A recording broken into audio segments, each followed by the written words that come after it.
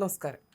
ആഗോള വിപണിയിലെ എണ്ണ നീക്കത്തിന്റെ ജീവനാഡിയായ ഹോർമുസ് കടലിടുക്ക് ഇറാൻ വീണ്ടും അടച്ചു. ഈ പ്രദേശത്തേക്ക് പ്രവേശിക്കുന്ന ഏത് കപ്പലിനെയും ശത്രുപക്ഷത്തുള്ളവരെ കണക്കാക്കി ആക്രമിക്കുമെന്ന് ഇറാന്റെ റവല്യൂഷണറി ഗാർഡ് കോർപ്സ് മുന്നറിയിപ്പ് നൽകി. കഴിഞ്ഞ ദിവസം ഏതാനും കപ്പലുകൾ കടലിടുക്കിലൂടെ കടന്നുപോയിരുന്നു. എന്നാൽ അമേരിക്ക വെടിനിർത്തൽ വ്യവസ്ഥകൾ ലംഘിച്ചെന്നും ഇറാനിയൻ കപ്പലുകൾക്കും തുറമുഖങ്ങൾക്ക് നേരെയുള്ള നാവിക ഉപരോധം പിൻവലിച്ചില്ലെന്നും റവല്യൂഷണറി ഗാർഡ്സ് പ്രസ്താവനയിൽ പറഞ്ഞു. ഉപരോധം നീക്കുന്നതുവരെ ഹോർമുസ് കടലിടുക്ക് അടച്ചിടാനാണ് തീരുമാനം. ഹോർമുസ് കടലിടുക്കിന് സമീപം ജഗ് അർണവ്, സൻമാൻ ഹെറാൾഡ് എന്നീ രണ്ട് ഇന്ത്യൻ ടാങ്കറുകൾക്ക് നേരെ ഇറാൻ സേന വെടിയുതിർത്തതിന് പിന്നാലെയാണ് പുതിയ പ്രഖ്യാപനം. അമേരിക്കയുടെ തുടർച്ചയായ ഉപരോധമാണ് തങ്ങളുടെ ഈ തീരുമാനത്തിന് പിന്നിലെന്ന് IRGC കുറ്റപ്പെടുത്തി. വെള്ളിയാഴ്ച രാത്രി മുതൽ തങ്ങളുടെ മേൽനോട്ടത്തിൽ ഒട്ടനവധി കപ്പലുകൾ കടലിടുക്കിലൂടെ കടന്നു പോയതായി IRGC അവകാശപ്പെട്ടു. എന്നാൽ ഇറാന്റെ തുറമുഖങ്ങൾക്ക് മേലുള്ള ഉപരോധം അമേരിക്ക അവസാനിപ്പിക്കുന്നതുവരെ കടലിടുക്ക് വീണ്ടും അടച്ചിടുകയാണെന്നും അവർ വ്യക്തമാക്കി. ഇരു രാജ്യങ്ങളും തമ്മിൽ സമാധാന കരാറിൽ ഏർപ്പെടുന്നതുവരെ ഇറാനിയൻ തുറമുഖങ്ങൾക്ക് മേലുള്ള നാവിക ഉപരോധം തുടരുമെന്ന് ട്രംപ് നേരത്തെ വ്യക്തമാക്കിയിരുന്നു. നിലവിലുള്ള 2 ആഴ്ചത്തെ വെടിനിർത്തൽ കരാർ ഏപ്രിൽ 22-നാണ് അവസാനിക്കുന്നത്. ഏപ്രിൽ 13-ന് ഉപരോധം നടപ്പിലാക്കാൻ തുടങ്ങിയത് മുതൽ 23 കപ്പലുകളെ തങ്ങൾ തിരിച്ചയച്ചതായി അമേരിക്ക അറിയിച്ചു. യുദ്ധം അവസാനിപ്പിക്കുന്നതിനുള്ള ചർച്ചകളെക്കുറിച്ച് അമേരിക്ക പുതിയ നിർദ്ദേശങ്ങൾ മുന്നോട്ട് വച്ചിട്ടുണ്ടെന്നും അത് തങ്ങൾ നിലവിൽ പരിശോധിച്ചു വരികയാണെന്നും ഇതുവരെ മറുപടി നൽകിയിട്ടില്ലെന്നും സുപ്രീം നാഷണൽ സെക്യൂരിറ്റി കൗൺസിൽ അറിയിച്ചു.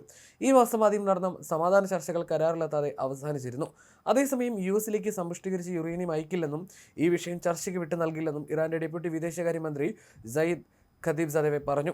യുറേനിയം അമേരിക്കയ്ക്ക് കൈമാറുന്ന പ്രശ്നമില്ല. ആണവ പദ്ധതി ഉൾപ്പെടെയുള്ള വിഷയങ്ങളിൽ US തങ്ങളുടെ വിട്ടുവീഴ്ചയില്ലാത്ത നിലപാടുകൾ ഉപേക്ഷിക്കാൻ തയ്യാറാകാത്ത സാഹചര്യത്തിൽ പുതിയ ചർച്ചകൾക്ക് ഇറാൻ തയ്യാറല്ലെന്നും അദ്ദേഹം പറഞ്ഞു. തുർക്കിയിൽ നടന്ന നയതന്ത്ര യോഗത്തിനിടെ ഖതീബ്സാദേവ് നടത്തിയ ഈ പരാമർശങ്ങൾ ഇറാനിയൻ വാർത്താ ഏജൻസിയായ ഇർനയാണ് റിപ്പോർട്ട് ചെയ്തത്. അമേരിക്കയുമായി പാകിസ്ഥാനിൽ നടന്ന ചർച്ചകളുടെ നിർണായക വിവരങ്ങൾ Iran parliament speaker Mohammad Bagher Ghalibaf വെളിപ്പെടുത്തി. ഇസ്ലാമാബാദിൽ നടന്ന ചർച്ചയ്ക്കിടെ മൈനുകൾ നീക്കം ചെയ്യുന്ന US കപ്പലിനെ ചൊല്ലി കടുത്ത തർക്കമുണ്ടായതായി അദ്ദേഹം പറഞ്ഞു. നിങ്ങളുടെ മൈൻവാരി കപ്പലുകൾ നിലവിലെ സ്ഥാനത്ത് നിന്ന് അല്പം പോലും മുന്നോട്ട് നീങ്ങിയാൽ ഞങ്ങൾ വെടിവെച്ചിടും. ആ കപ്പലിനോട് തിരിച്ചു പോകാൻ ഉത്തരവിടാൻ അവർ 15 മിനിറ്റ് സമയം ആവശ്യപ്പെട്ടു. അവർ അത് ചെയ്യുകയും ചെയ്തുവെന്നും കാലിബാഫ് വെളിപ്പെടുത്തി. അതേസമയം ഇറാന്റെ ഭരണ നേതൃത്വം പ്രതിസന്ധികൾ നേരിടുന്നുണ്ടെന്നാണ് പുറത്തുവരുന്ന മറ്റൊരു റിപ്പോർട്ട്. ഒരു വശത്ത് സിവിൽ സർക്കാർ ഹോർമുസ് കടലിടുക്കിലൂടെയുള്ള ഗതാഗതം പുനരാരംഭിക്കുന്നതിനുള്ള ശ്രമങ്ങൾ നടത്തുന്നു. എന്നാൽ മറുവശത്ത് പ്രായോഗിക തലത്തിൽ IRGC-യാണ് കാര്യങ്ങൾ നിയന്ത്രിക്കുന്നതെന്നാണ് വ്യക്തമാകുന്നത്. ഇറാനിലെ അധികാര സന്തുലിതാവസ്ഥ IRGC-ക്ക് അനുകൂലമാണെന്ന് പ്രായോഗിക തലത്തിലും വ്യക്തമാണ്. മാർച്ചിലും ഏപ്രിൽ ആദ്യവാരത്തിലും ഹോർമുസ് കടലിടുക്കിൽ IRGC നേവി കർശന നിയന്ത്രണങ്ങൾ ഏർപ്പെടുത്തിയിരുന്നു. കപ്പലുകളെ ലക്ഷ്യം വെച്ചതായും കടലിൽ മൈനുകൾ വിന്യസിച്ചതായും റിപ്പോർട്ടുകളും വന്നിരുന്നു. സാധാരണ നിലയിലേക്ക് കാര്യങ്ങൾ മടങ്ങില്ലെന്ന് ഉറപ്പ് നൽകിയ IRGC എപ്പോഴും ആക്രമണത്തിന് തയ്യാറെടുത്തിരിക്കുകയാണ്.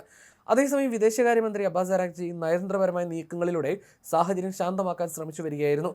അലി ലാരിജാനി, അലി ഷംഖാനി തുടങ്ങിയ പ്രമുഖ നേതാക്കൾ അമേരിക്കൻ ഇസ്രായേൽ ആക്രമണങ്ങളിൽ കൊല്ലപ്പെട്ടതോടെ സർക്കാരും IRGC-യും തമ്മിലുള്ള അകലം വർദ്ധിച്ചു. ഈ യുദ്ധം ഭരണ നേതൃത്വത്തിൽ സൃഷ്ടിച്ച വിടവ് മുതലെടുത്താണ് IRGC കൂടുതൽ പിടിമുറുക്കിയിരിക്കുന്നത്. ഫെബ്രുവരി 28 മുതൽ സുപ്രധാന നിയമനങ്ങൾ തടയാനും സർക്കാരിന്റെ തീരുമാനങ്ങളെ മറികടക്കാനും IRGC ശ്രമിക്കുന്നതായി റിപ്പോർട്ടുകൾ വ്യക്തമാക്കുന്നു. ഇതിനോടൊപ്പം തന്നെ മിതവാദികൾ ഭരണത്തിൽ നിന്ന് പാർശ്വവൽക്കരിക്കപ്പെട്ടു. ഇറാൻ യുദ്ധത്തിന്റെ പശ്ചാത്തലത്തിൽ രാജ്യത്തിന്റെ നിയന്ത്രണം പൂർണ്ണമായും കൈക്കലാക്കാനുള്ള IRGC-യുടെ ശ്രമമായിട്ടാണ് വിദഗ്ധർ ഇതിനെ കാണുന്നത്. കേവലം ഒരു എണ്ണവാതക വിതരണപാത എന്നതിലുപരി ഇറാൻ ഭരിക്കുന്നത് യഥാർത്ഥത്തിൽ ആരാണെന്നതിന്റെ മാറ്റുരയ്ക്കൽ വേദിയായും ഹോർമുസ് മാറിയിരിക്കുകയാണ്.